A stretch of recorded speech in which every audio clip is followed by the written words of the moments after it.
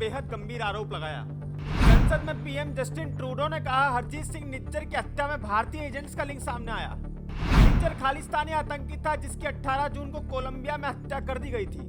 ABC news के अनुसार Canada के एक टॉप भारतीय डिप्लोमेट को निष्कासित कर दिया गया है और विदेश मंत्री मेलेनी जॉली के अनुसार कनाडा में भारतीय इंटेलिजेंस के प्रमुख को निष्कासित किया गया है। ट्रूडो को सोशल मीडिया पर अपने इस फैसले के लिए आलोचना का सामना करना पड़ रहा है। बिना पर्याप्त सबूत के इतना बड़ा गंभीर आरोप किसी देश पर लगाना और एक्शन लेना लोगों के गले नहीं उतर रहा है। कुछ ने तो ट्रूडो पर कनाडा को आतंकियों के शरणार्थी पाकिस्तान जैसा बनाने का आरोप लगा दिया। ट्रूडो पिछले दिनों G20 सम्मेलन के लिए भारत आए थे। जस्टिन ट्रूडो ने हाउस ऑफ कॉमन्स में आपातकालीन बयान जारी किया कि उनके पास इस बात के पर्याप्त सबूत हैं कि निज्जर की हत्या में भारतीय एजेंट्स का हाथ था।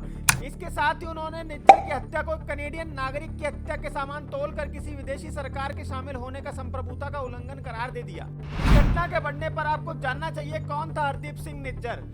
अधिकारियों ने बताया कि निज्जर पंजाब में जालंधर के भारसिंहपुर गांव का रहने वाला था। नेशनल इन्वेस्टिगेशन एजेंसी यानी NIA ने अपने दस्तावेजों में कनाडा स्थित सेरी BC कनाडा और ब्रिटिश कोलंबिया को शामिल किया। खबर है कि खांडा और निज्जर ने भारतीय उच्चायुक्त के बाहर प्रदर्शन किया था। साथ ही दोनों भारत में आतंकी हमले कराने में भी शामिल रहे थे। NIA ने जालंधर में 2021 में एक हिंदू पुजारी पर हमले के मामले में भी निज्जर की गिरफ्तारी में सहायता के लिए सूचना देने पर पिछले साल जुलाई में 10 लाख रुपए नकद देने की इनाम की घोषणा की थी। इसके ठीक 3 महीने पहले NIA ने हमले के सिलसिले में उसके और 3 अन्य के खिलाफ आरोप पत्र दायर किया था। जांच एजेंसी के अनुसार निज्जर भारत में खालिस्तानी समर्थक समूह सिख फॉर जस्टिस के अलगाववादी और हिंसक एजेंडा को बढ़ावा देता था। इसके अलावा वे आतंकवादी गुरपत गुरवंत सिंह पन्नू और परमजीत सिंह पम्मा के साथ भी सिख फॉर जस्टिस के तहत काम कर चुका है। SFJ को केंद्रीय गृह मंत्रालय ने साल 2019 में बैन कर दिया था। पीएम जस्टिन ट्रूडो निकाल रहे खींच, भारत से ले रहे अपनी बेइज्जती का बदला।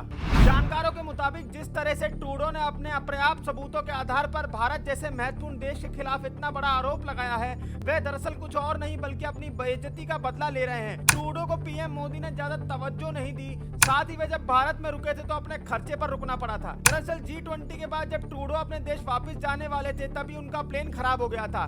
तकनीकी खराबी की वजह से ट्रूडो को लंबे समय तक यहीं रुकना पड़ा था, यानी भारत में रुकना पड़ा था। सूत्रों की माने तो भारत सरकार ने ट्रूडो के रुकने का कोई जिम्मा नहीं उठाया, उन्होंने खुद अपने खर्चे पर भारत में रुकना पड़ा। सिर्फ इतना ही नहीं, जिस समय वे एयरपोर्ट पर अपने प्लेन की तरफ जा रहे थे तो भी उनके आसपास कोई सुरक्षा बल नहीं थे। वे बिल्कुल किसी आम आदमी की तरह से बैटरी वाली कार में सवार थे। अब इतनी घनघोर बेइज्जती होने के बाद जस्टिन ट्रूडो को आग बबूला होना तो लाजमी था। सीधे कनाडा पहुंचते ही बिना लेफ्ट राइट देखे उठा लिया एक ऐसा कदम जिसके बाद अब सोशल मीडिया पर उन्हीं की चीचा लेदर हो रही है। ये नया भारत है, करारा जवाब दिया जाएगा।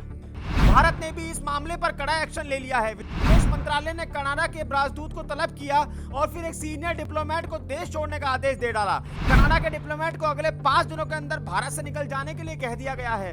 भारत ने कनाडा के जिस अधिकारी को देश से बाहर जाने के लिए कहा है उसका नाम ओलिवियर सिल्वेस्टर है। ओलिवियर भारत में कनाडा के खुफिया एजेंसी के स्टेशन चीफ थे। भारत सरकार का कहना है कि कनाडा अपनी धरती पर खालिस्तानियों की हरकतों पर लगाम करने में असफल रहा है और यहाँ तक कि खुलेआम उनकी हिमायत भी करता है। हालांकि भारत सरकार की ओर से ये नहीं बताया गया है कि कनाडा के किस डिप्लोमेट को देश से बाहर जाने को कहा गया है। इस फैसले से साफ है कि खालिस्तान के मामले में भारत किसी भी तरह से समझौते को तैयार नहीं है और यदि कनाडा आतंकवादी तत्वों पर लगाम नहीं करता है तो फिर करारा जवाब मिलेगा, करारा जवाब